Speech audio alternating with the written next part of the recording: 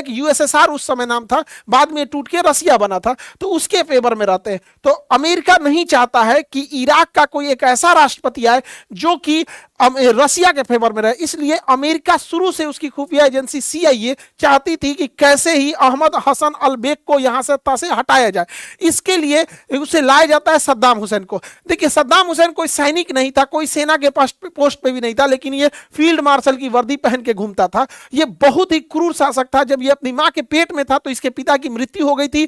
जब ये इसकी मां को ऐसा लगता था कि शायद ये ऐसा कुकर्मी है, ऐसा करमफोर है कि एकरे चक्कर में हुआ, तो इसकी मां ने जहर खाने का भी प्रयास किया था। तो ऐसा कहा जाता है कि पड़ोस में रह रहे यहूदी परिवार ने बचाने का प्रयास भी किया था, लेकिन सद्दाम हुसैन बच गया। और जब सद्दाम हुसैन पैदा होता है तो इसकी मां इसे छोड़ देती है और इसकी ये अपने मामा के यहाँ इसका परवरिश होता है। तो बचपन से ये क्रूर शासक था। ये भी ज्वाइन कर लेता है बाथ पार्टी और धीरे धीरे सीआईए की मदद से ये बाथ पार्टी में ऊंचे पद पर पहुंच जाता है और हसन अल बेग इसे उपराष्ट्रपति बना देते हैं, वाइस प्रेसिडेंट। जब ये उपराष्ट्रपति बनता है तो इसे खुफिया एजेंसी का हेड बनाया जाता है। खुफिया एजेंसी के हेड होने के नाते ये वहां अपने विरोधियों को इतनी बुरी टॉर्चर करके मारता है कि इसके नाम से पूरा खौफ जा जाता है और ये पूरी ब्यूरोक्रेसी में अधिकारियों के बीच में अपनी पकड़ बना लेता है और इतना मजबूत पकड़ बना लेता है कि उस समय इराक में राष्ट्रपति हसन अल बेग से ज्यादा खौफ सद्दाम हुसैन का था।